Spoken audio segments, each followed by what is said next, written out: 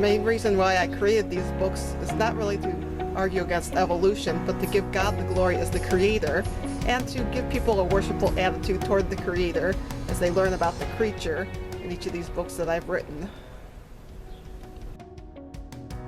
Sure, there are many other books out there about creation, like The Beautiful World That God Made. I checked 2 of them out from the local library, but take a look at the illustrations. They are good, attractive, and stylized. This is what most publishing companies love. Why? Because it makes the Bible look like a folk tale, not real history. And why are all the animals in a circle? What about God created? Yeah, these illustrations are also simple and cute, but when you take a look at it seriously, will we really find a domestic dog and cat like the ones we see today at the beginning? Yes, beautiful illustrations, but not very realistic. But compare this to an evolutionary and atheistic book about dinosaurs. These illustrators really take their work seriously. They try their best to capture reality. Nothing cute and cartoony here. Can you see where I'm coming from? Could it be that the media, as well as the lack of apologetics, are causing many children to abandon the faith? With lack of media giving God the glory, I felt it was time to do something. Perhaps start in my own backyard and study the animals there. Well, years ago, I bought an artist book by Terry Isaac. It really inspired me as an artist. I should mention him after knowing he had passed away. And in his book, he taught many techniques. His mentor was Robert Bateman, who was also a great influencer. I studied how they created acrylic paintings layer by layer, and all of their special effects to create realism. And it was amazing to know that they used acrylic paint to do so. Since I admired their style so much, I began using it as a member of the DuPage Art League. And I will tell you, my first successful painting that won a Blue Merit was the painting of a peacock. It was titled Peacock on the Rock. I found that there are many places I can go and study wildlife, such as refugee centers. The Willowbrook Wildlife Center is one place near me, and the Shedd Aquarium is another place. There is also the Brookfield Zoo and Big Run Wolf Ranch. But the funnest part was making special trips to interview owners of exotic animals. And you can see here we got bats and even people who have sold exotic frogs. And wildlife handlers at centers. And of course there's also my own backyard. Well, I've learned that photographing the animal behind bars does not really do it justice. I have my sketchbook and pen in hand. I can get behind the bars and give it a more natural look.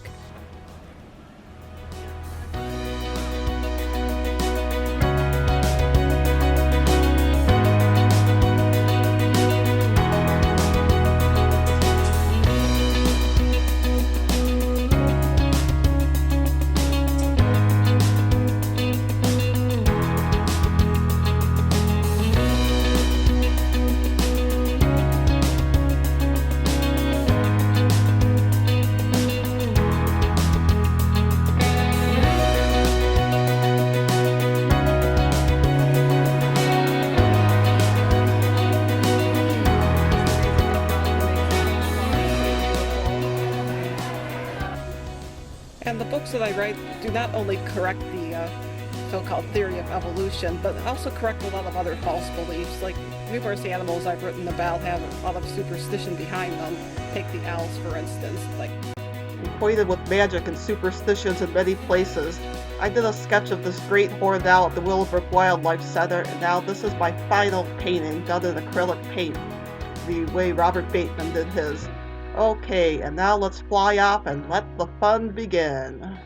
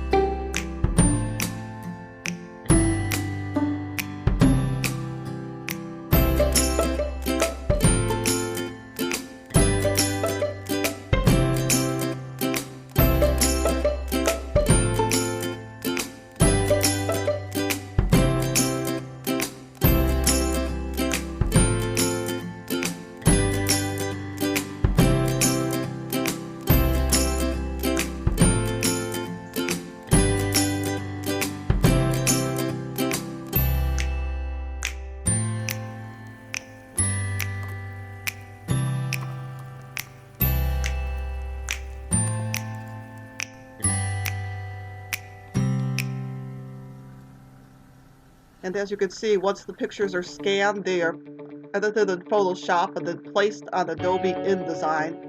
And as you can see, I'm going to now put a picture on InDesign. First, I make a box, and then I select the picture. Now the picture is selected, but it's not the right size, so I'm going to reduce the size so it fits into the box. There.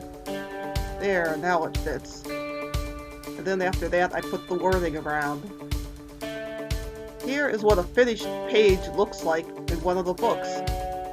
And here is another one, all finished and ready to convert to a PDF.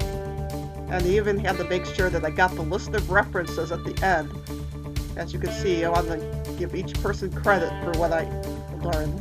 Finally, here is the cover of one of my books, God's Mighty Raptors. And at last, the day came when I got the printed proof.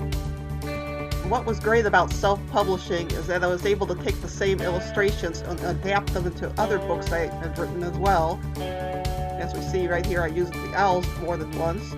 And at last, the book God's Mighty Raptors was launched and sold, followed by God's Spooky Night Creatures and God's Leaping Wonders many years later. So we now have the trilogy going on, and even more books for younger children and babies as well. Well, thank you for watching, and hopefully with your help, you can help spread the word and let others know about this. Well, toodaloo for now.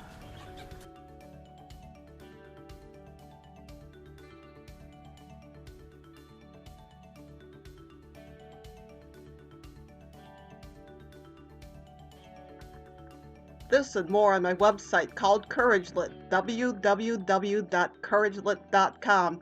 And please, while you're at it, give us a like on Facebook.